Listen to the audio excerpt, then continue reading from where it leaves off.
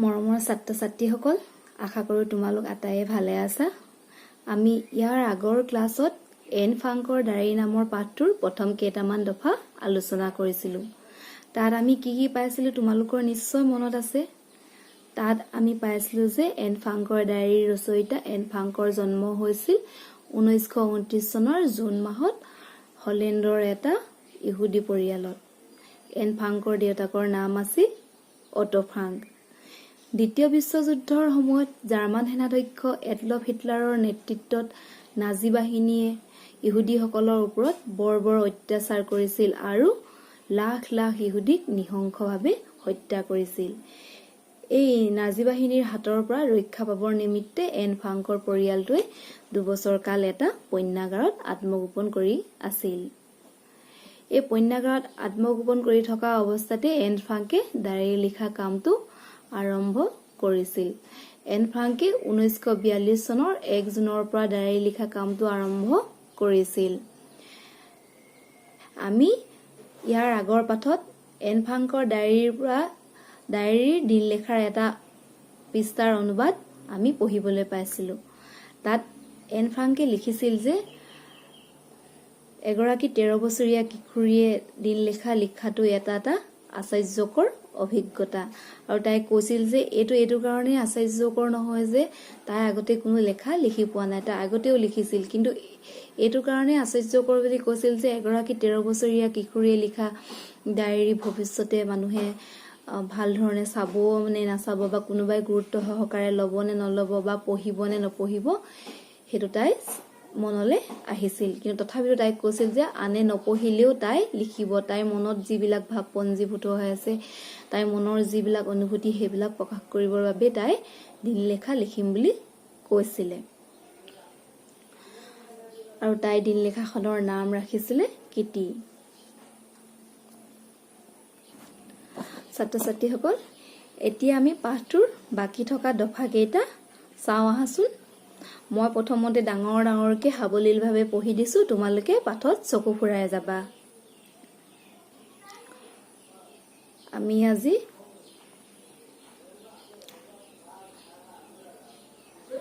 24 number পৃষ্ঠাৰ 4 number দফাটোৰ পৰা পঢ়িম। 1941 চনৰ গ্ৰীষ্মৰ সময়ত আইতা অসুখত পৰিল আৰু তেওঁৰ অস্ত্ৰোপচাৰ কৰিবলগীয়া হ'ল। সেইবাবে মোৰ জন্মদিন অনুষ্টুপীয়াকৈ পালন কৰিলো। ইয়াৰ আগৰ 1940 চনৰ গ্ৰীষ্মৰ সময়তো মোৰ জন্মদিন ধুমধামেৰে পালন কৰা নহ'ল, কিয়নো হলেণ্ডত তেতিয়া যুদ্ধ চাম কাটিছিলহে মাত্ৰ। 1942 চনৰ জানুৱাৰী মাহত আইতাৰ মৃত্যু হয়। মোৰ তেওঁলৈ প্ৰতি মুহূৰ্ততে কিমান যে মনত পৰি থাকে, সেই কথা কোনেও নাজানে, আৰু মই এতিয়াও তেওঁক খুব ভাল পাওঁ। 1942 চনৰ এই জন্মদিনটো বেছ আড়ম্বৰেৰে উদযাপন কৰিবলৈ থিৰাং কৰা হ'ল। জন্মদিনৰ মমবাতিবোৰৰ লগতে আইতাৰ স্মৃতিত এডাল মমবাতি জ্বলোৱা হ'ল। বৰ্তমান আমাৰ পৰিয়ালৰ 4জন সদস্য কুশলে আছো। সেয়েহে এয়া 1942 চনৰ 20 জুন তাৰিখৰ জন্মদিন, আৰু আজিৰ জন্মদিনত মই ডায়েৰীখন শ্ৰদ্ধা সহকাৰে উৎসৰ্গা কৰিলো। এন ফ্ৰাংকে একে তাৰিখতে কিছু কথা সন্নিৱিষ্ট কৰি পুনৰ ডায়েৰীত লিখিছিল। এইবাৰ পিছে তেওঁ মৰমৰ কিটি বুলি সম্বোধন কৰি লেখা আৰম্ভ কৰিছিল আৰু শেষত তোমাৰ এন বুলি সমাপ্ত কৰিছিল। এনেদৰে তেওঁ চুটি জীৱনকালত কিটি নামৰ কাল্পনিক বন্ধুগৰাকীলৈ সম্বোধন কৰি ডায়েৰী পাততে হিয়া উজাৰি মনৰ কথা প্ৰকাশ কৰি থৈ গৈছে। ছাত্ৰ-ছাত্ৰীসকল, এতিয়া মই পঢ়ি দিয়া দফাটো আকৌ এবাৰ চাওঁ আহাচোন। আমি ইয়াতে পালো যে 1941 চনৰ গ্ৰীষ্মৰ সময়ত এন ফ্ৰাংকৰ আইতাকৰ অসুখ হৈছিল, বা অসুখত পৰিল, আৰু অসুখত পৰি থকা অৱস্থাত তেওঁৰ অস্ত্ৰোপচাৰ কৰিবলগীয়া হ'ল। আৰু আইতাকৰ যিহেতু অসুখ আছিল, অস্ত্ৰোপচাৰ কৰিবলগীয়া হৈছিল, গতিকে এন ফ্ৰাংকৰ জন্মদিনটো জাক-জমকতাৰে নাপাতি অনুষ্টুপীয়াকৈ পালন কৰিলে। আৰু ইয়াৰ আগতো 1940 চনৰ গ্ৰীষ্মৰ সময়তো এন ফ্ৰাংকৰ জন্মদিনটো ভালধৰণে পালন কৰা নহ'ল বুলি কৈছে, কিয়নো হলেণ্ডত তেতিয়া যুদ্ধৰ পৰিৱেশ চাম কটা নাছিল। আৰু 1942 চনৰ জানুৱাৰী মাহত এন ফ্ৰাংকৰ আইতাকৰ মৃত্যু হয় আৰু আইতাকৰ মৃত্যুৰ পিছত এন ফ্ৰাংকে কৈছে যে তেওঁলৈ খুব মনত পৰি আছিল আৰু এন ফ্ৰাংকে আইতাকক খুব ভাল পাইছিল। আমিও আমাৰ আইতাক বহুত ভাল পাওঁ নহয় নে? আইতাক মৰাৰ পিছতো এন ফ্ৰাংকে প্ৰতি মুহূৰ্ততে তেওঁৰ অভাৱ অনুভৱ কৰিছিল আৰু তেওঁলৈ মনত পৰিছিল বুলি ডায়েৰীত উল্লেখ কৰিছে। তাৰ পিছত 1942 চনৰ জন্মদিনটো এন ফ্ৰাংকৰ 1942 চনৰ জন্মদিনটো বিয়া ধুমধামেৰে বা বেছ আড়ম্বৰেৰে উদযাপন কৰা হ'ল আৰু জন্মদিনৰ মমবাতি বিলাকৰ লগতে আইতাকৰ স্মৃতিতে এডাল মমবাতি জ্বলোৱা হ'ল। আৰু এন ফ্ৰাংকে ডায়েৰীত আৰু লিখিছে যে 1942 চনৰ 20 জুন আৰু আজি এই দিনটোত আমাৰ পৰিয়ালৰ চাৰিওজন সদস্যই ভালে কুশলে আছো আৰু এই জন্মদিনতে তাইৰ ডায়েৰীখন শ্ৰদ্ধা সহকাৰে উৎসৰ্গা কৰিছে। এন ফ্ৰাংকে একে তাৰিখতে আৰু বিভিন্ন ধৰণৰ কথা কিছুমান সন্নিৱিষ্ট কৰিছিল। পিছে এইবাৰ তেওঁ ডায়েৰীখন মৰমৰ কীৰ্তি বুলি সম্বোধন কৰি লেখাটো আৰম্ভ কৰিছিল আৰু শেষত তোমাৰ এন বুলি সমাপ্ত কৰিছিল। এনেদৰে এন ফ্ৰাংকে তেওঁৰ চুটি জীৱনকালত কীৰ্তি নামৰ কাল্পনিক বন্ধুগৰাকীলৈ সম্বোধন কৰি ডায়েৰীৰ পাততেই নিজৰ মনৰ সকলো ভাৱ প্ৰকাশ কৰি থৈ গৈছে। ছাত্ৰ ছাত্ৰীসকল, পাঠটো আমি আলোচনা কৰি শেষ হ'ল। এতিয়া আমি পাঠত থকা পাঠভিত্তিক প্ৰশ্নাৱলীসমূহ আলোচনা কৰিম। তোমালোকে প্ৰশ্নসমূহ উলিয়াই লোৱাচোন। ইয়াত আমাক পাঠভিত্তিক প্ৰথম প্ৰশ্ন 1 নম্বৰ প্ৰশ্ন দিছে যে পাঠটো মনোযোগেৰে পঢ়া আৰু তলৰ প্ৰশ্নবিলাকৰ উত্তৰ লিখা। ক, জন্মসূত্ৰে এন ফ্ৰাংক কোন সম্প্ৰদায়ৰ ছোৱালী আছিল? জন্মসূত্ৰে এন ফ্ৰাংক ইহুদী সম্প্ৰদায়ৰ ছোৱালী আছিল। এন ফ্ৰাংকৰ দেউতাকৰ নাম কি আছিল? এন ফ্ৰাংকৰ দেউতাকৰ নাম আছিল অটো ফ্ৰাংক। নাজী বাহিনীৰ হাতৰ পৰা ৰক্ষা পাবলৈ তেওঁলোক ক'ত লুকাই আছিল? নাজী বাহিনীৰ হাতৰ পৰা ৰক্ষা পাবলৈ তেওঁলোকে এটা পণ্যাগাৰত লুকাই আছিল। এন ফ্ৰাংকে কেতিয়াৰ পৰা কেতিয়ালৈকে দিনলেখা লিখিছিল? এন ফ্ৰাংকে 1942 চনৰ 12 জুনৰ পৰা 1944 চনৰ 1 আগষ্টলৈকে ডায়েৰী লিখিছিল। দ্বিতীয় বিশ্বযুদ্ধৰ সময়ত থকা জাৰ্মান সেনাধ্যক্ষজনৰ নাম কি? এই সেনাধ্যক্ষজনে ইহুদীসকলক কি কৰিছিল? দ্বিতীয় বিশ্বযুদ্ধৰ সময়ত থকা জাৰ্মান সেনাধ্যক্ষজনৰ নাম এডলফ হিটলাৰ আৰু এই সেনাধ্যক্ষজনে ইহুদীসকলৰ ওপৰত বৰ্বৰ অত্যাচাৰ কৰিছিল আৰু লাখ লাখ ইহুদীক নৃশংসভাৱে হত্যা কৰিছিল।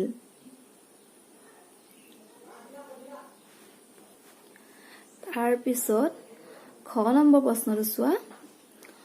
এন ফ্ৰাংকে কিয় দিনলেখা লিখিবলৈ ইচ্ছা কৰিছিল? এন ফ্ৰাংকে নিজৰ মনত পঞ্জীভূত হৈ থকা কথাবোৰ প্ৰকাশ কৰিবৰ বাবেই প্ৰথমতে ডায়েৰী লিখিবলৈ ইচ্ছা প্ৰকাশ কৰিছিল। যিহেতু এন ফ্ৰাংকৰ এনে কোনো বন্ধু নাছিল যাৰ আগত নিজৰ মনৰ অন্তৰৰ সকলোবিলাক কথা খুলি ক'ব পাৰিছিল, সেইকাৰণে এন ফ্ৰাংকে প্ৰথমতে ডায়েৰী লিখিবলৈ ইচ্ছা প্ৰকাশ কৰিছিল। তাৰ পিছৰ প্ৰশ্নটো চোৱা। দিনলেখাসমূহ এন ফ্ৰাংকে কিয় সম্পাদনা কৰিছিল? এন ফ্ৰাংকে প্ৰথম অৱস্থাত দিনলেখা বা ডায়েৰীসমূহ সম্পূৰ্ণ নিজৰ বাবে লিখিছিল, কিন্তু 1944 চনৰ কোনোবা এদিন হলেণ্ড চৰকাৰৰ এজন বিষয়াই লণ্ডনৰ পৰা অনাতাঁৰ যোগে ঘোষণা কৰিলে যে যুদ্ধ কম হোৱাৰ পিছত বা যেতিয়া যুদ্ধ চাম কাটিব তেওঁ জাৰ্মান অধিকৃত অঞ্চলত বসবাস কৰা হলেণ্ডৰ যিসকল লোকে যুদ্ধৰ সময়ত অশেষ দুখ যন্ত্ৰণা ভোগ কৰিছিল তেওঁলোকৰ সাক্ষ্য গ্ৰহণ কৰিব আৰু এইবোৰ জনসাধাৰণৰ বাবে প্ৰকাশ কৰিব। তেওঁ বিশেষকৈ চিঠি পত্ৰ আৰু ডায়েৰীৰ কথা উল্লেখ কৰিছিল।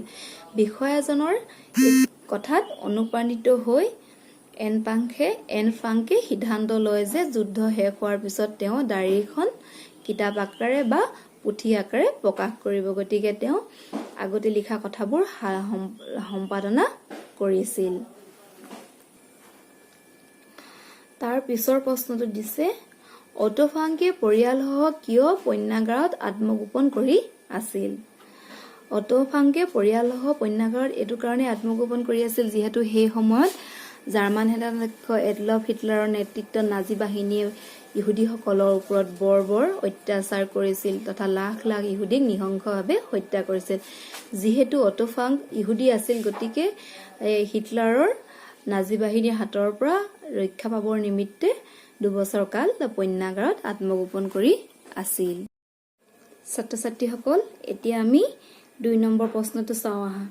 2 নম্বৰ প্ৰশ্নটো দিছে, তলৰ শব্দসমূহৰ অৰ্থ শব্দ সম্ভাৰত চাই নিজৰ বহীত লিখা। তলত আমাক কিছুমান শব্দ দিছে আৰু সেই শব্দবিলাকৰ অৰ্থসমূহ আমাক শব্দ সম্ভাৰত চাই লিখিব কৈছে। শব্দবিলাকৰ অৰ্থসমূহ মই লিখি দিছো, তোমালোকে নিজৰ বহীত লিখি লোৱা। এতিয়া আমাক ইয়াত দিছে গণ্য। গণ্য শব্দটোৰ অৰ্থ হৈছে ডাঙৰ বা শ্ৰেষ্ঠ বা মানিবৰ যোগ্য বা লেখত ল'বলগীয়া। তাৰ পিছৰ শব্দটো দিছে গতানুগতিক। গতানুগতিক শব্দটোৰ অৰ্থ হৈছে প্ৰচলিত নিয়মৰ অনুবৰ্তী বা নতুনত্ববিহীন। অস্ত্ৰোপচাৰ। অস্ত্ৰোপচাৰ শব্দটোৰ অৰ্থ হৈছে ৰোগৰ চিকিৎসাৰ বাবে কৰা অস্ত্ৰৰ প্ৰয়োগ। তাৰ পিছৰ শব্দটো দিছে আমাক বৰ্বৰ। বৰ্বৰ শব্দটোৰ অৰ্থ হৈছে অসভ্য, নীচ, দুষ্ট। পৰিত্যক্ত। পৰিত্যক্ত শব্দটোৰ অৰ্থ হৈছে এৰা বা ত্যাগ কৰা। প্ৰবাদ। প্ৰবাদ শব্দটোৰ অৰ্থ হৈছে মানুহৰ মুখে মুখে চলি অহা আগৰ দিনৰ কথা। অধিগৃহীত। অধিগৃহীত শব্দটোৰ অৰ্থ হৈছে আইনৰ সহায়েৰে দখল কৰা। থিৰাং। থিৰাং শব্দটোৰ অৰ্থ হৈছে নিশ্চিত বা লৰচৰ নোহোৱা। উৎসৰ্গা। উৎসৰ্গা শব্দটোৰ অৰ্থ হৈছে দান বা স্বাৰ্থ ত্যাগ। আড়ম্বৰ। আড়ম্বৰ শব্দটোৰ অৰ্থ হৈছে জাকজমকতা। প্ৰত্যাশিত। প্ৰত্যাশিত শব্দটোৰ অৰ্থ হৈছে ভৰসা কৰি থকা বা আশা কৰা। ভাৱমূৰ্তি। ভাৱমূৰ্তি শব্দটোৰ অৰ্থ হৈছে চিন্তাধাৰা বা কোনো ব্যক্তি বা বিষয় সম্পৰ্কে লোৱা ধাৰণা। পঞ্জীভূত। পঞ্জীভূত শব্দটোৰ অৰ্থ হৈছে থূপ খাই থকা। তাৰ পিছত আমাক দিছে সন্নিবিষ্ট। সন্নিবিষ্ট শব্দটোৰ অৰ্থ হৈছে অন্তৰ্ভুক্ত। ছাত্ৰ ছাত্ৰীসকল, তোমালোকে শব্দবিলাকৰ অৰ্থ নিজৰ বহীত লিখি ললানে? এতিয়া আমি চাওঁ আহা ব্যৱহাৰিক ব্যাকৰণৰ প্ৰশ্নসমূহ।